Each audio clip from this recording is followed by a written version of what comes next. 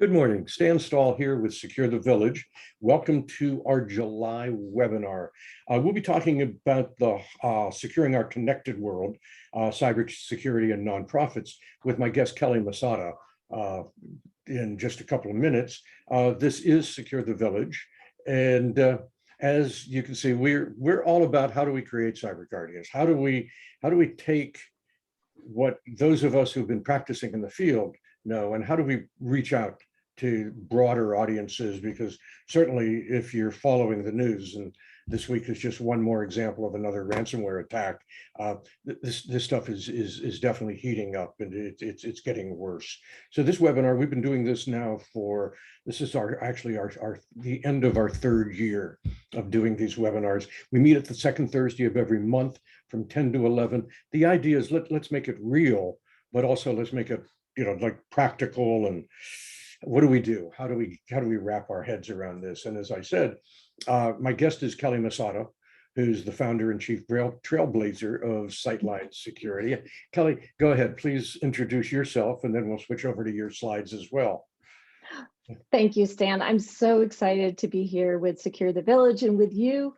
I am Dr. Kelley Misata. I am founder and chief trailblazer and also CEO, if we add it to the list, of Sightline Security. I'm also the president and executive director of the Open Information Security Foundation. We built Suricata.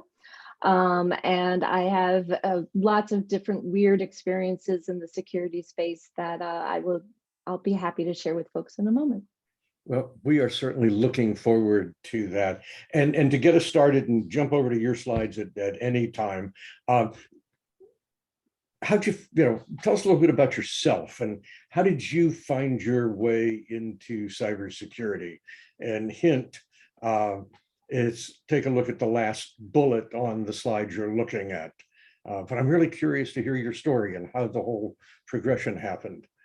Yeah, it certainly was not what I planned when I started my career, and I started undergrad at Westfield State. Stan and I have a connection to Western Mass. I was happily going about my life and my world, and at a certain juncture, someone came into my life, someone that I worked with. And through a series of events, that person launched a cyber stalking campaign.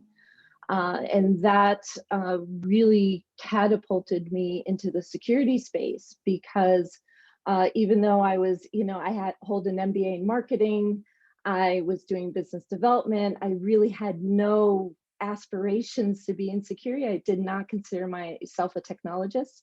This experience put me in a position to say, how does it all work? And how do I not necessarily combat that person, but how do I sort of process through what was happening to me in a way that felt like I would learn about how things operated?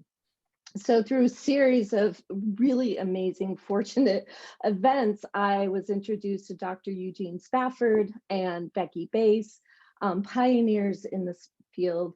And they guided me, specifically Spaff guided me towards PhD. So very late in my career, about 15 years after earning my master's in marketing, I started a PhD in cybersecurity. And let me tell you, Stan, when you go from being marketing to jumping into cryptography, advanced network security, biometrics, you're like, your brain just all of a sudden goes, oh my God, how does it all work? But it just fueled this amazing opportunity in my mind to say, put the bad guy aside and learn about how things operate so that you can create layers of safety around yourself instead of relying on others, instead of just sort of feeling like a victim all the time.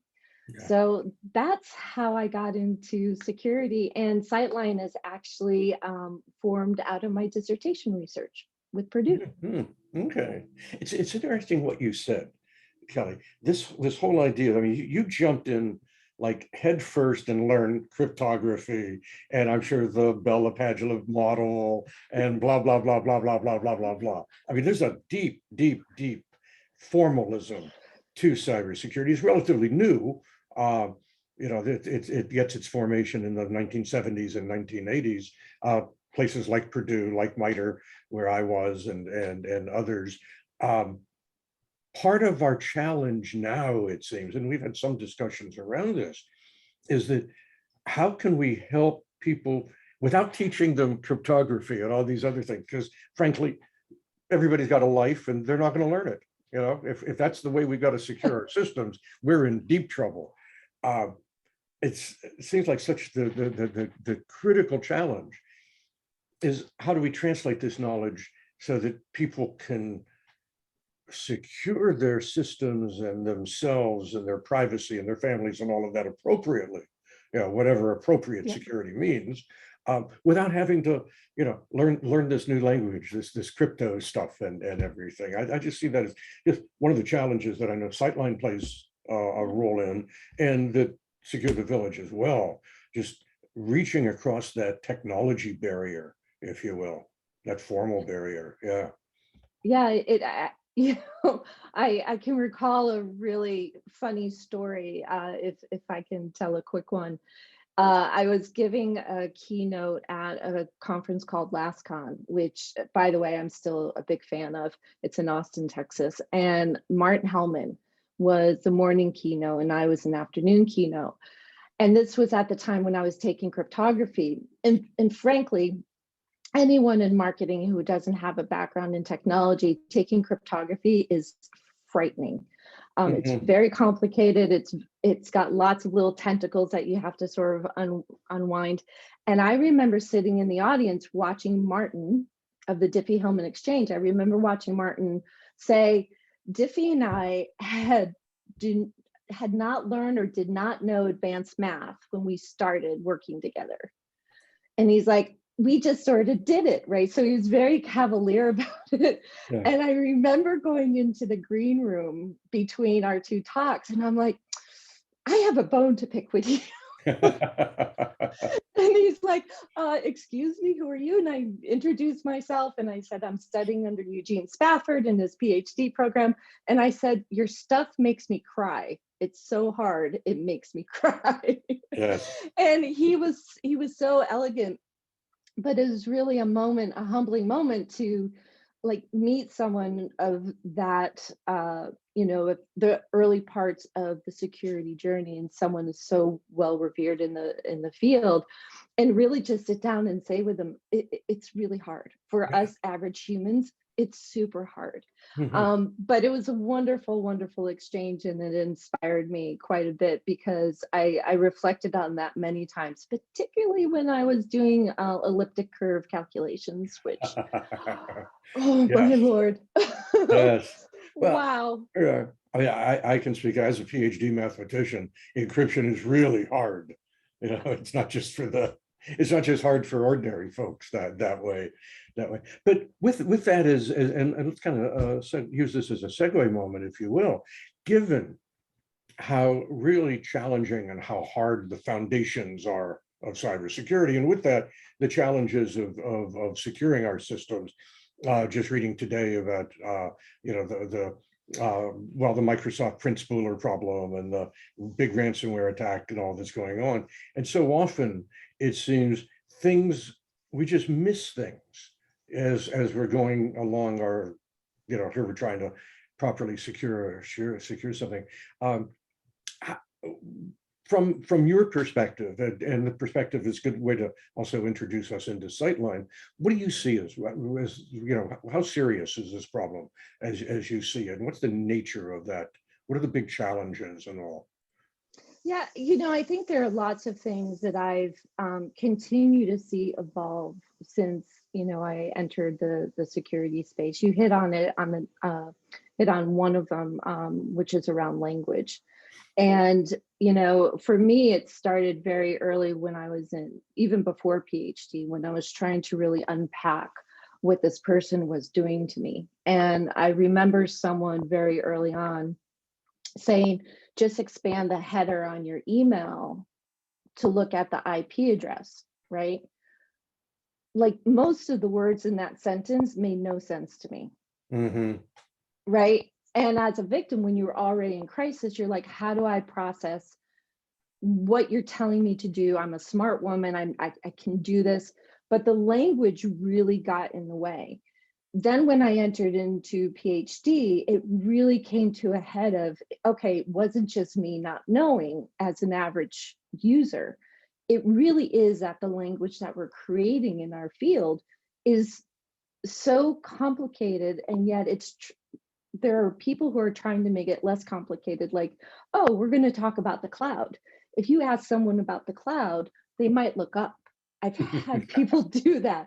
And it's not because they're not brilliant people, but it's that understanding of what are we really talking about here. So I think a lot of the problems are centered around language. A lot of the problems are also centered around fear. So one of the ways that I entered into the security space was I went to go work for the Tor project. Mhm. And Tor, as you know, is an anonymizing technology. The way I found it was because my stalker was using it as a tool to get to me. Mhm. And I went to go work for them because I wanted to understand how it operated. And as I spent time there, I was director of communications for about 3 years. I saw how when you communicate through fear and you communicate with complicated language, you're putting up these barriers in front of people that they don't know how to get around. And so what do? They either turn around and walk away, or they crouch in a corner fearful that if I don't want to touch anything and I don't want to ask questions. So those are some of the biggest problems kind of on a grand scale. The other problem that I see, particularly at Sightline, is that we don't really step back often enough to understand how connected we are in the world, right? Mm. We see ourselves sort of in these pockets of who we are and the technologies that we interact with, but we don't see how our connectedness actually impacts our security in many different ways, whether I am connecting devices through my work or connecting devices through my personal life or connecting with someone or an organization because I believe in them or I want to use their product. There are all these threads in our lives that we could almost go mad trying to unpack the security of every single corner.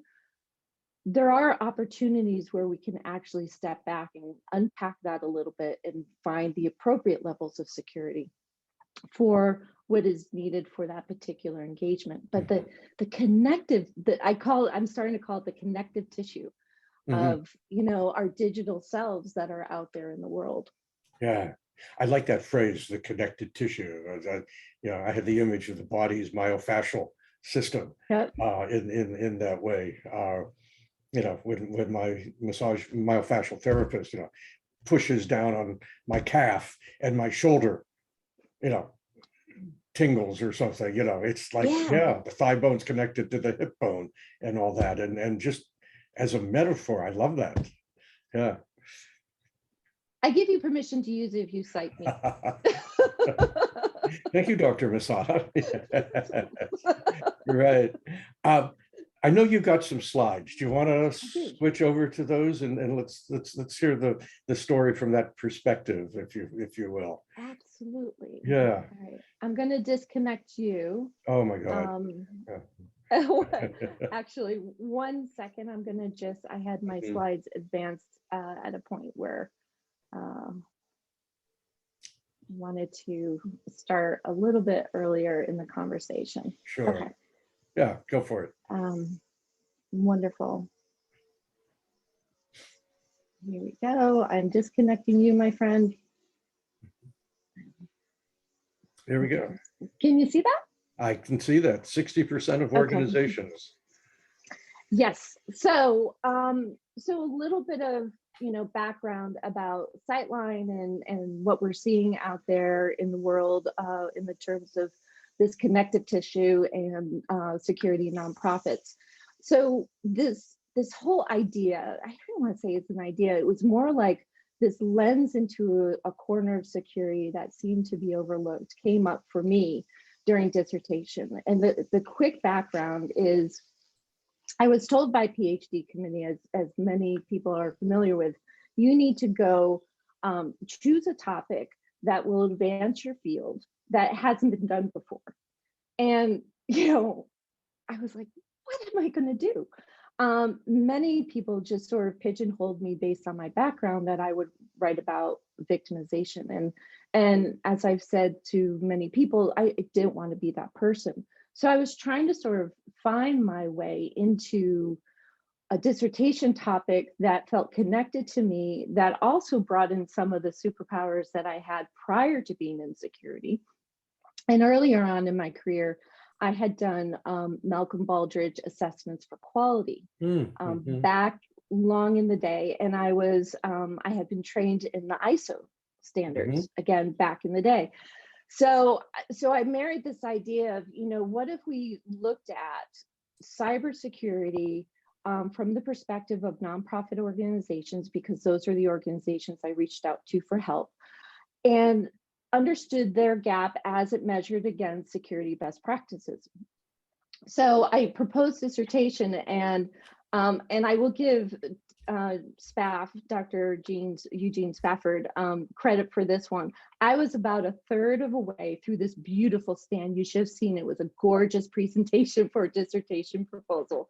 I was so excited. I felt really on my game. And about a third through, Spaff's like, I'm going to stop you right there. And I'm like, oh my gosh, they're going to kick me out of the program. And he said, you need to get the PhD first, then go save the world, not the reverse. So because I had proposed that I was going to try and get the entire, nonprofit space under my dissertation umbrella. So what they said was, please pick, two sort of lanes in the nonprofit world, do a gap analysis, let's see where you are. And by the way, they said, it's not going to work. So I hope you have a backup plan. So the long and short of it is that I picked domestic violence and human trafficking organizations. And those types of nonprofits I selected, particularly because through my work at Tor and because my own personal experience, I had seen how they looked at cybersecurity through the eyes of the people they serve. They didn't look at it through the eyes of the business. And I wanted to see if we could sort of pull out that reaction to just always be in that mission state of mind. If we could pull that out and say, you're a business, think about cybersecurity from the business, what would it look like? So I sent out 500 surveys through two national organizations, the National Network to End Domestic Violence and Thorn. Those two organizations were fabulous to work with. And what was exciting was that I got 222 responses out of 500, which, as I was watching, for any PhD students out there who are using Qualtrics, I sat on Qualtrics every hour, refreshing, looking at the numbers going up. And I kept thinking, all right, so here's our first indicator that nonprofits actually want to do this work. They want to step in and be engaged in this work. That was the first. Thank you. Okay. And then I started unpacking the data, and there's a whole lot more that I could report. But the one thing that I want to mention here is that 60% of those 222 respondents recognize that they are at risk, but don't know where to go for help. So they know that there's help out there, and they know that there's places to get discounts on, security tools, that they probably need training of some sort, that they could go to their IT vendor, but they really didn't know where to go to for help. So all of this information sparked the idea for Sightline. Let me see if I can get to my next slide. And then I start to unpack, okay, so from the nonprofit space, why does it matter? Because in 2015 and 16, when I started this work, it was really about nobody's going to attack a nonprofit, right? So the myth was always about, we don't need to worry about the cybersecurity of a nonprofit because nobody's going to want to hurt them. But then I started to unpack, well, what would happen if a nonprofit organization were compromised? What is the thing that's most valuable to them? Yes, it's money, and yes, it's helping the people they serve. But really, if you boil it down for a nonprofit, it's the trust that they have with the communities and the people that they take care of. And violating that trust through a security event, big or small, could close their doors. Yeah. Then it was also thinking about the sense of information they hold. What do they have, and unpacking all of that. And then realizing, and this has come up more and more, particularly as we're talking about critical infrastructure with many of these ransomware attacks. Are nonprofits part of that critical infrastructure? I think for many, they don't see them as part of it. But if you think about how many nonprofits help to feed people Hmm. or help to put, a roof over someone's heads, I think that that's pretty critical in Oh, sort of yeah. the grand scheme of our society. Yeah. So this, Yeah, go just ahead. thinking about Los Angeles and the nonprofits we have here.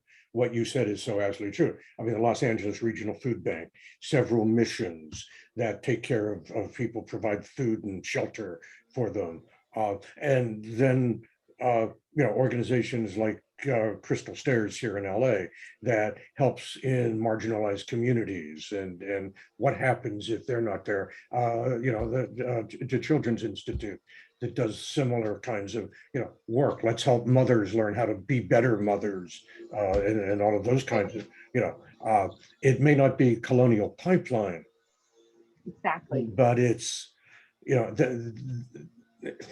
do I want to say? That's an underpinning of civilization in Right. the safety net in so many ways. So yeah, keep going. Yeah. So it's really interesting if you think about, if we didn't have these services available, if we didn't have the American Red Cross, Hmm. Hmm. right? If we didn't have Doctors Without Borders, what Yeah. would that impact, right? Yeah. So the more I dove into this, the more I started to think about, okay, so why is the security space sort of putting nonprofits over here in the corner? They're vulnerable, but they're being overlooked. And early on in my conversations with many nonprofits that I spoke with, they kept saying, I can go to a cybersecurity conference, but they're not talking my language and they don't understand my business. So they're offering solutions for things that we don't know how to integrate into our worlds. And for some nonprofits, they're even being sort of bucketed into the small to medium sized business category. Hmm. And they're like, well, we're different than Hmm. them. And we have to understand what that is. Yeah. And now we're discovering that actually nonprofits are being targeted. And we deal with this a lot at Sightline with our members. And it's, and I have to tell you, Stan, one of the most heartfelt conversations I had with one of our members recently, who is being phished often, right? And they're so great because now they've got it down pat. Everyone at every layer of the organization can recognize a phishing attack spot on. They've got protocols, fantastic. But you know where their heads are at? They keep saying, we're doing great work. Why are they coming after us? So they're feeling that personal sort of pain of, why do the bad guys care about us so much? And why are they coming after us? So take the security out of it and take the technology out of it. This organization is questioning their place. And Hmm. so it was interesting because it sort of took a conversation that, we've had many times in the security space, many people out there have had many times. And it took it down to a human level that we don't have as often. And it was more about saying to them, it's not you. How many times in our lives have we heard that? It's not you. It's not you, it's me. But it's more of, there are things happening out in the world that they're looking for the low-hanging fruit. And you happen to be one of the low-hanging fruits. But the good news is that the more you stop them, the more that you don't engage, they'll get bored, they'll go away, or they'll go find other low-hanging fruit. So, but it was really an interesting sort of next layer to this conversation. And the other thing is again, we're starting to see it more in the news. People have asked me quite often, how many nonprofits have been hit by a cybersecurity breach, incident, impacted by phishing attacks? And we don't know. It doesn't mean it's not happening. It means we're not measuring it. And part of Sightline's mission is to actually be that collector of that data so that we can actually start measuring the security impact to nonprofits without having to just rely on them responding. because like we've had members in our field, in our community say to me, when I've asked them, have you been compromised in any way? And I had an executive director look at me square in the eye and she said, Kelley, I have people who need a place to sleep tonight. I cannot worry about how many hits I have on my website. Yeah. Yeah. No, we have nonprofit on the client side. We have clients like, and they're in that same situation. Like I mentioned, the missions here in Los Angeles and extending it all the way out to, the nonprofits, cancer research, for example. It's vital stuff that's going on. They can't afford to be down, if they Right. get hit. Vocational training nonprofits. Again, we have them on the business side as clients. They're always having to fend off phishing attacks. Budgets for nonprofits, as we know, are below budgets for-profit companies. There's not as much money there. So every dollar you have has got to be, as much as you can, has got to be put into programs. You can't afford to be putting it into technology. And if you do, you run the risk that your donors won't donate to you because now your operating costs have gone up. And Right. that's a whole Right. other problem. Yeah. Well, and it's interesting. So there's some of those things that we're discovering in the Sightline space that are true. You're right. Some of them are working on shoestring budgets. But we are actually collecting more and more data around the nonprofit space to understand that some of them are spending money, but we're not convinced that they're spending their money on the right things. So we're seeing, nonprofits that aren't that large spending a sizable amount of money on IT vendors, and they're spending a sizable amount of money on security solutions that a board member recommends. Yeah. So we're seeing money being spent, but in the nonprofit space, you need to always account for the money that you're spending, right, in a different way than in the for-profit space. The other thing is that nonprofits always need to sort of walk that balance between, am I spending the appropriate amount of money for the appropriate security to help our mission, or am I spending too much, or am I spending too little, which is what we're seeing. So a lot of what Sightline was built on was, before we answer all those big questions, why don't we help them figure out where they are so that they can actually put together a plan around security that makes sense for them, but also so they can message around it. It's much easier to go to your board and say, we've completed an assessment or a part of assessment. We've identified these gaps. These solutions will take care of these gaps. That's a very different conversation than, we're frightened of ransomware and we're going to go buy this expensive thing. Which won't necessarily protect you anyway. Right, right. And it's interesting because sort of another dimension to all of this is that we talk about our connected world, right? And people often say, okay, well, the nonprofits sort of have to think about their stuff and their business, and we're going to put them over there. But if you step back and think about, right, and Stan, I'm going to sort of put you on the spot here. If you think about how many nonprofits that you have given money or time to over the years, right? How much of that information have you given up? Credit cards, phone numbers,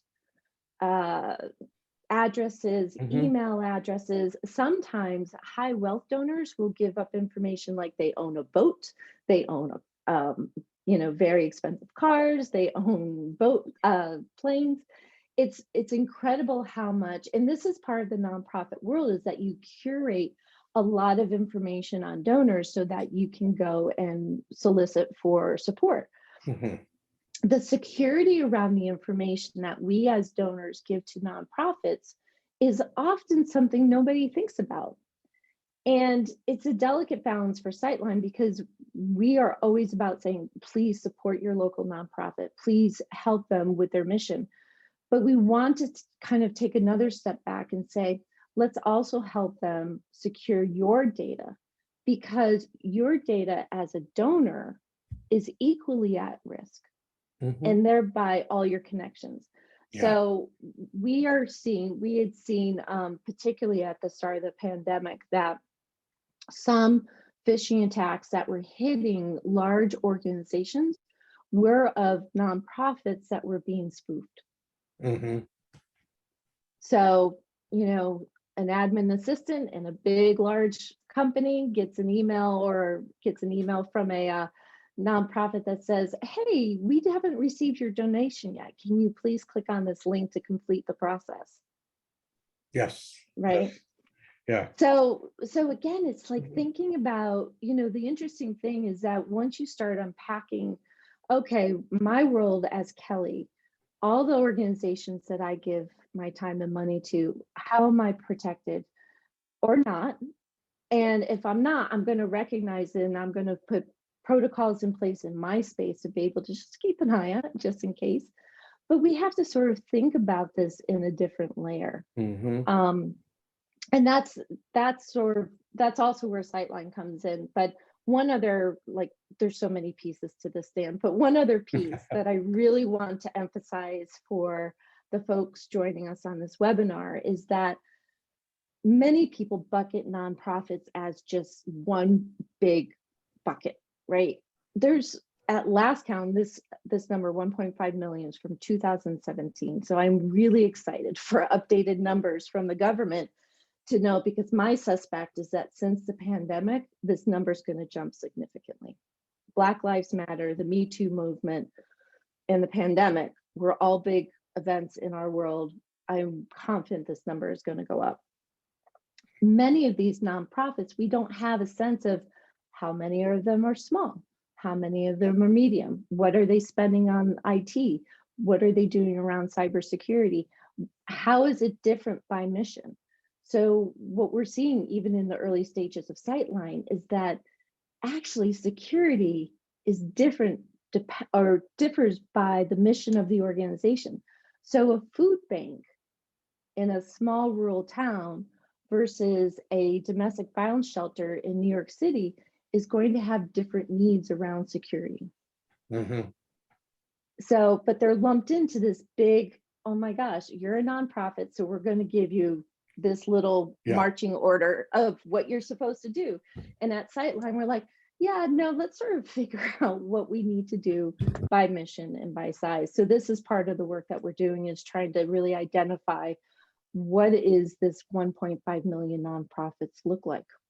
Yeah. Let's And boil I it think down. that's so important. I mean, you look at, I mean, you're a nonprofit, Secure the Village is a nonprofit. We're tiny, we have a small, very small six-figure budget, and I mean tiny, tiny, small. We have clients that are $40 million, $50 million nonprofits. One size does not fit all, not at all here. All very, very different. So yeah. And So it's, it's a lot to unpack. And I remember when I was kicking off Sightline, and a friend of mine said to me, you don't have to rush to launch your company. And I said, but there's all these companies in need, and I'm passionate, I'm excited, I want to get going. And they're like, this problem is not going to go away. And no one's looking at it. So, that didn't stop me. And actually setting up Sightline as a nonprofit was very intentional. when you say that, you bring to mind a favorite story of mine of President John Kennedy, who once told of his team, whatever, who were, well, we can't solve this problem overnight, blah, blah, blah. And he referred back to a story of some French somebody or other whose workers came to him and said, it's going to take these trees you want us to plant 100 years to grow. And the French marshal, whatever, said to them, well, we better get started right now then. Yeah.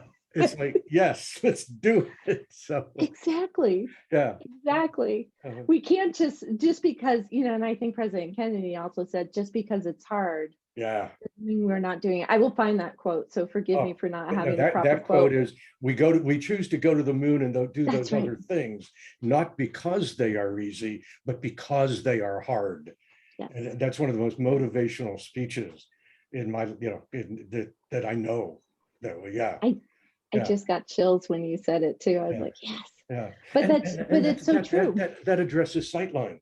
It addresses Yeah. secure the village. I mean, what, this stuff is hard. We're about to come out with a video, and we'll be able to show that in a month or two. That's all about, you think cybersecurity easy? It's not, it's hard. But the video goes on, I'll say a bit about it because it connects to both our values. Even if cybersecurity isn't hard, the values that drive us to it are very easy. Right. There, treat your other people's information the way you want your information to be treated. Nobody's as smart as everybody. We've all got to get involved. Those kinds of values. Those are the easy parts in cybersecurity, not the solutions themselves. So, Exactly. And it doesn't have to be perfect, or you don't yeah. have to do it all at once. And there's so many creative ways to kind of get at this. But to your point, Stan, another little story to share is I was helping one of our nonprofit members. So occasionally I do a little consulting with them on top of the assessments. And we were doing a data categorization work with them, just very early stage. And I had been talking to the IT director for quite a while and got to know him, and I could sense that he was really struggling with some things. And I said, so tell me what the biggest pain point is for you as IT director. And he said, I just want them to use two-factor authentication. If they just could they just do that? I mean, it really, like, I was watching him, he didn't have any hair, but he was like wanting to pull his hair out. And I said, oh, okay. So I was doing this work, and I was interviewing about 13 members of their team of, I think there are about 45 individuals in the organization.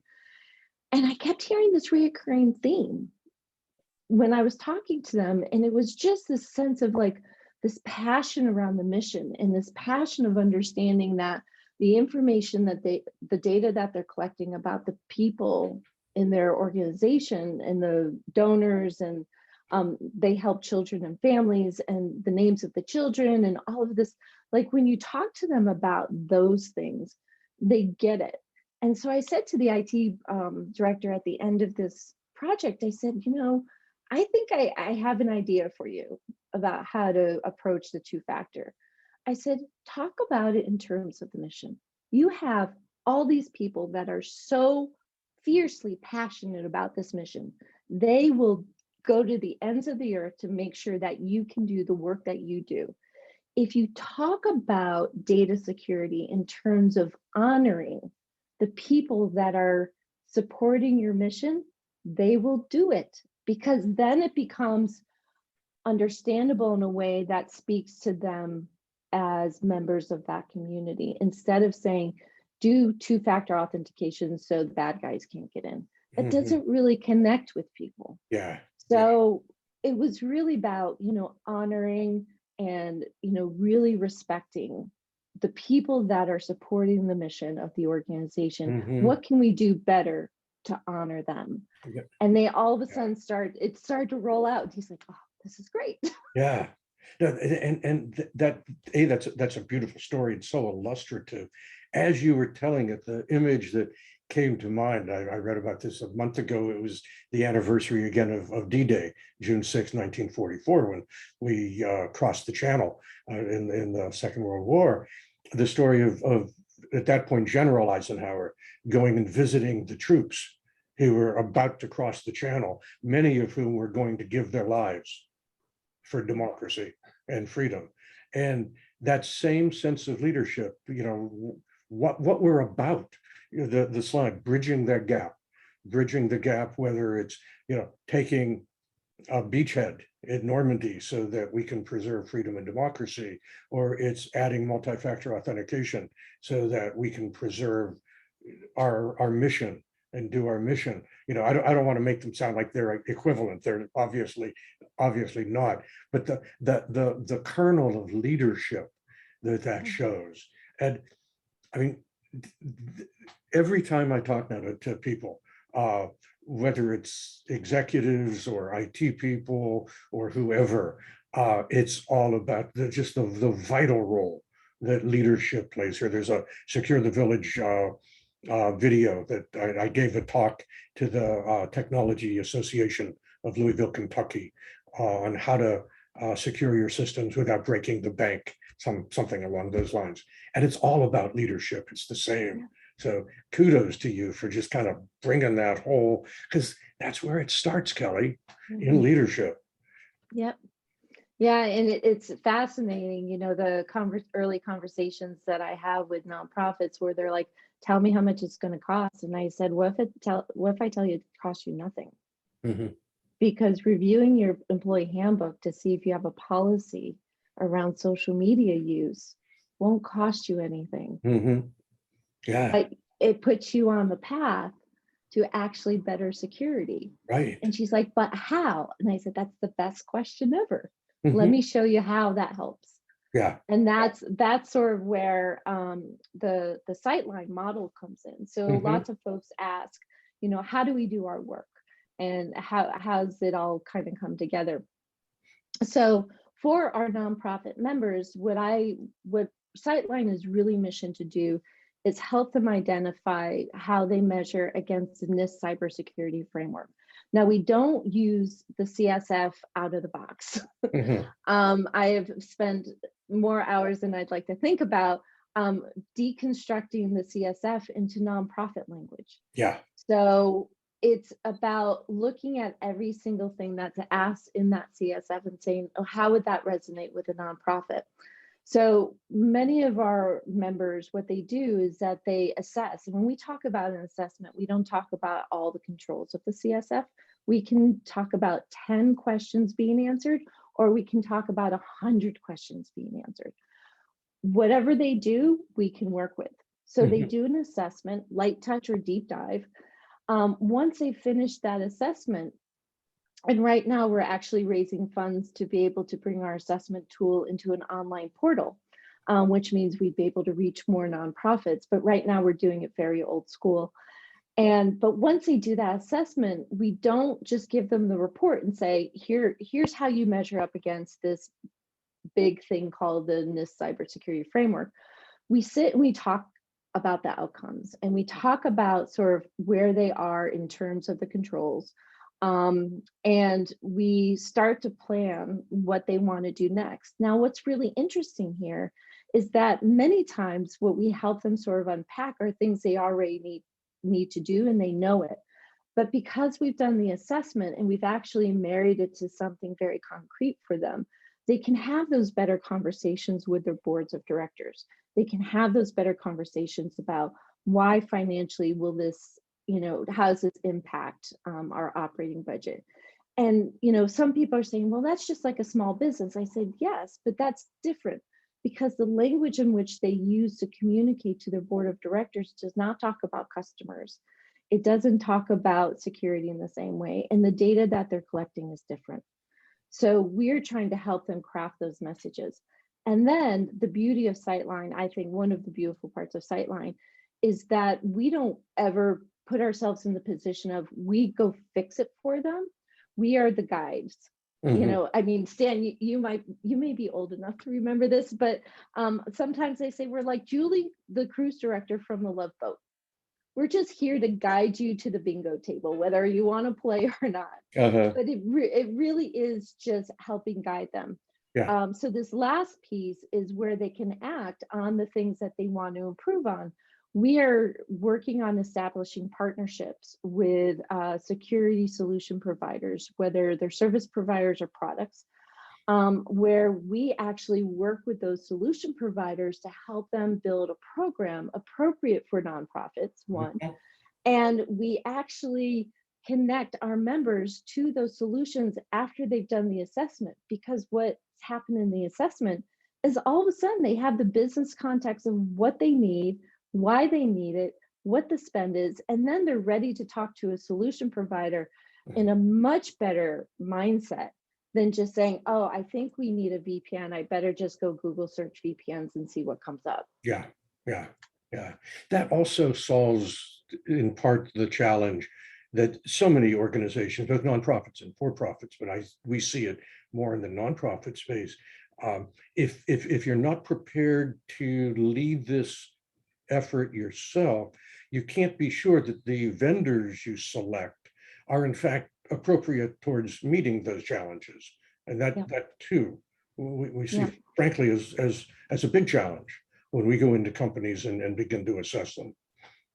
And I think that, the standard or the traditional way of doing it was, lots of companies have offerings for nonprofits.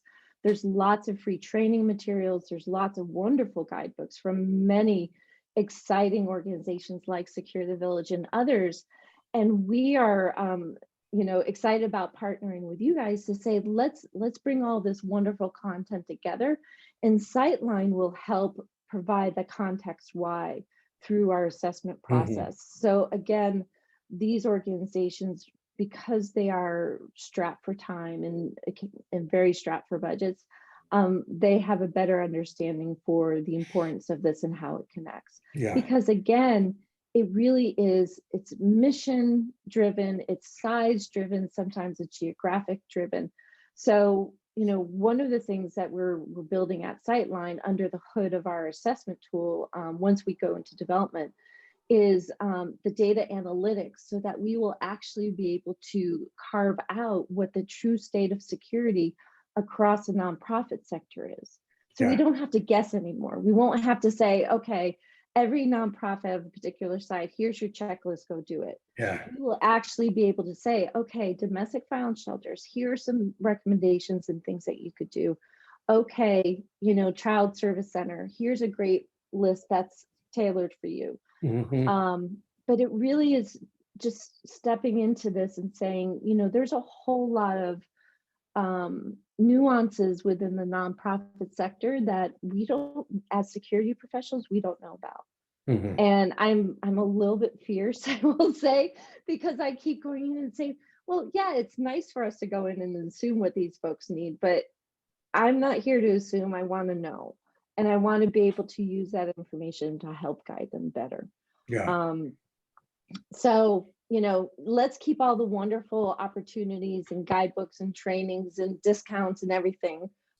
Keep it ready, Mhm. because my hope is that Sightline's going to help them be able to use all those great Yeah. resources better, more efficiently, and sustainably. Yeah. Well, and I think it goes to one of my favorite sayings is, if you don't know where you are, a map won't help. That's Right. right. So let's start with Yep. that assessment. And then the analysis, the gap, if you don't know where you're going, as Yogi Berra said, when you get there, you'll be lost. So let's know where we're going before we, go off and do that. Tell me about this, and then we're gonna kind of we're in the home. Yeah, Yeah, yeah, absolutely. yeah. So one other piece of the I love this, Sightline by the way. Yeah. world I want to share, and I'm excited to share for the first time that Cisco Secure is partnering with us um, on our Sightline member forum. So this is a place, it's free of charge. Most of our work at Sightline is free, where nonprofits of all sizes, missions, security postures, everything can come in. It's an invitation only, it's vendor free, so only nonprofits and Sightline are there. You get news and information, so we take all the crazy stuff happening in the world and we dissect it into um, nonprofit language. We talk about how's your cybersecurity. So we test assessment questions. One of the things that we know at Sightline is that we are trailblazing. So even though we've deconstructed the NIST cybersecurity framework, we need to test. And so that we test many assessment questions there. We also have an open discussion space so that nonprofits can talk to one another. We are hearing from many nonprofits they're experiencing not only phishing attacks, but they're concerned about ransomware. They've got data security questions. And yes, they want to hear from security experts, but they kind of want to talk to one another.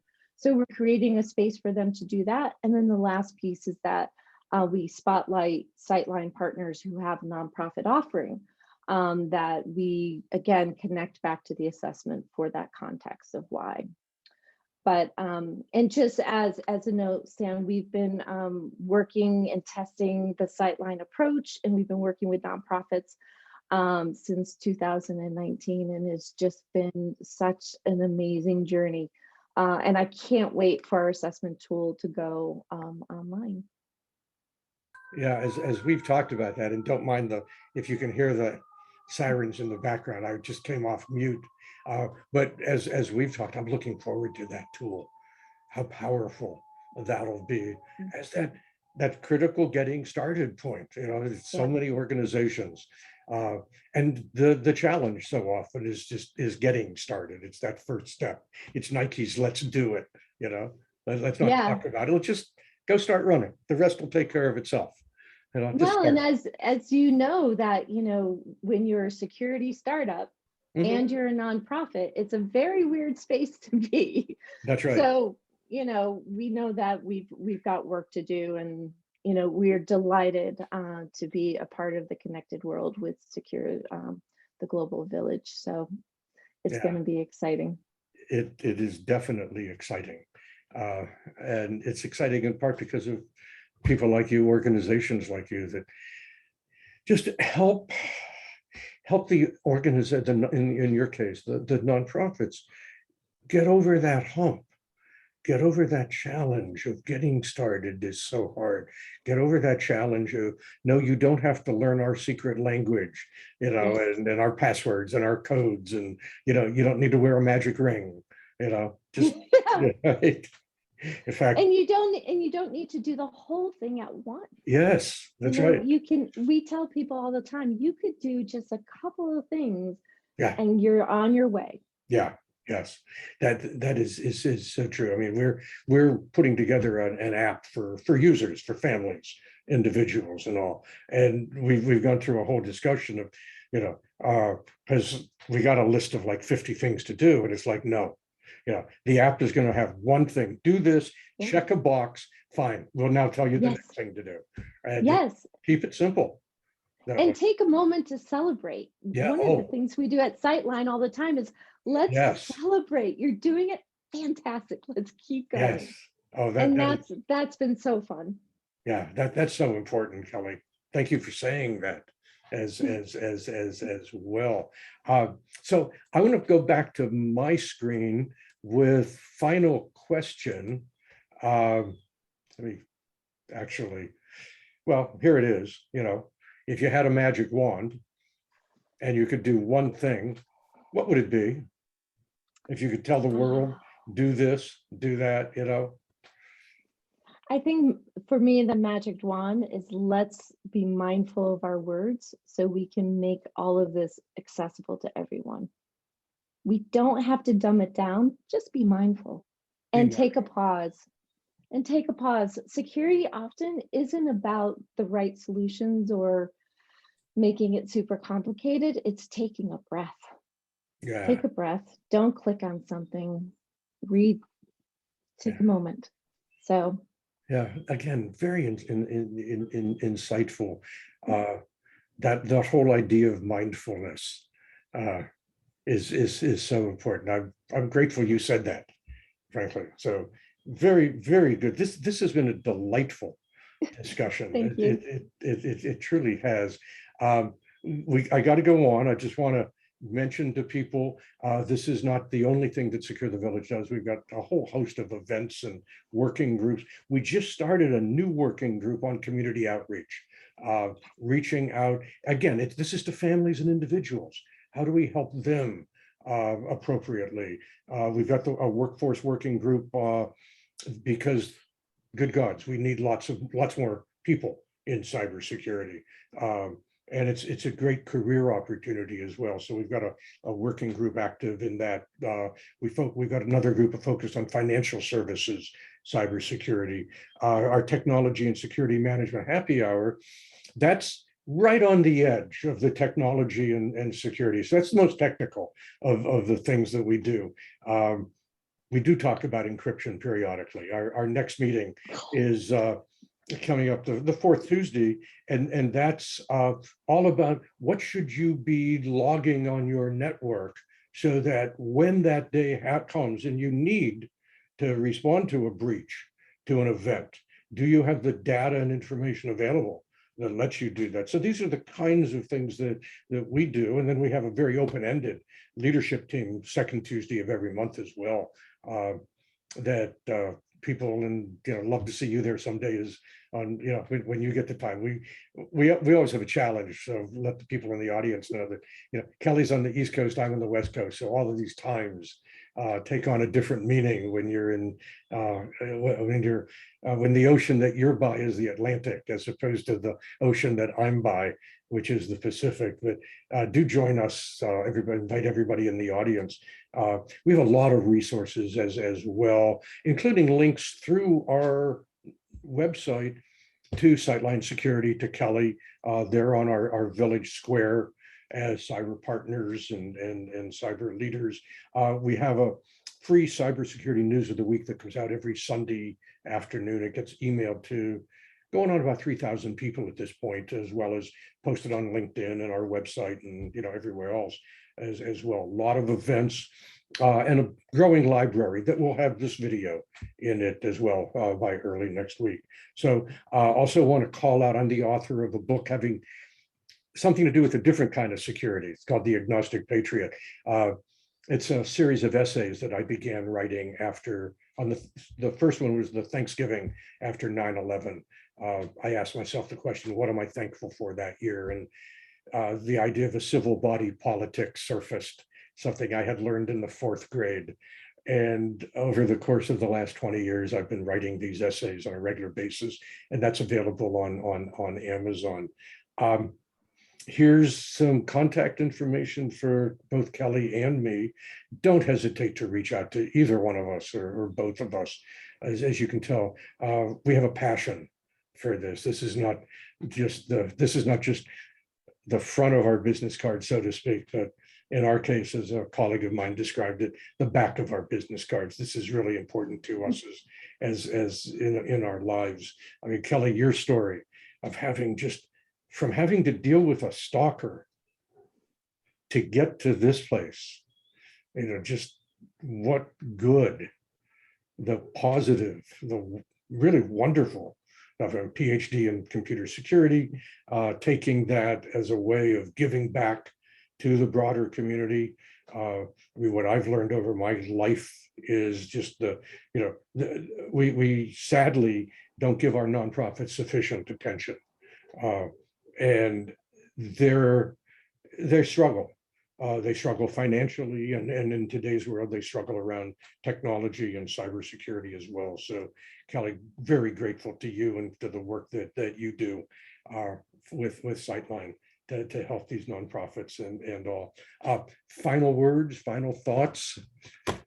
Well, I see a question in the chat, so I was going to answer that question, if that's okay. I didn't even look there, but yeah.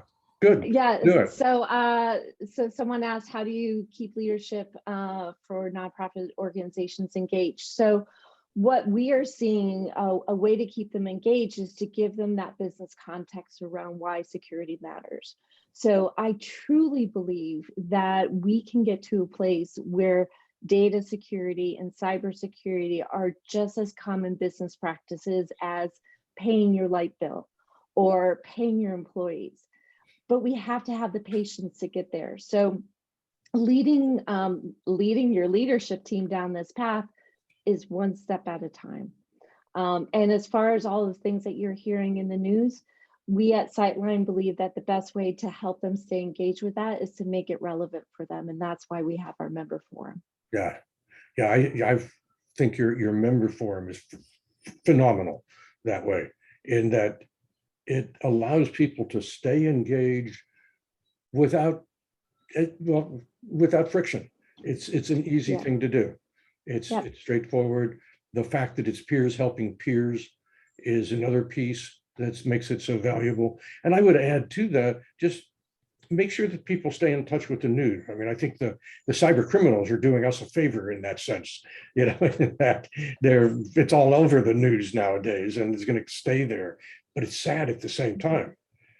Well, and it's hard when you have a board member go into an executive director and say, I just saw this thing in the news. Now we need to be afraid.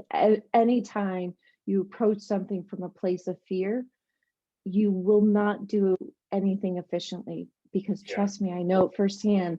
You lose your breath, you lose perspective, you lose energy. So there are ways of approaching this without the fear. So helping them be ready to answer those questions from board members is again why the member forum exists. Yeah, that's great, Kelley. That's the last word. You just got Thank it. you, Stan. Thank Thank you. you, Kelley. To be continued, everybody. We'll see you next month. Kelley, we'll see you real soon. And onwards and upwards to infinities and beyond. Indeed. Thank you so much.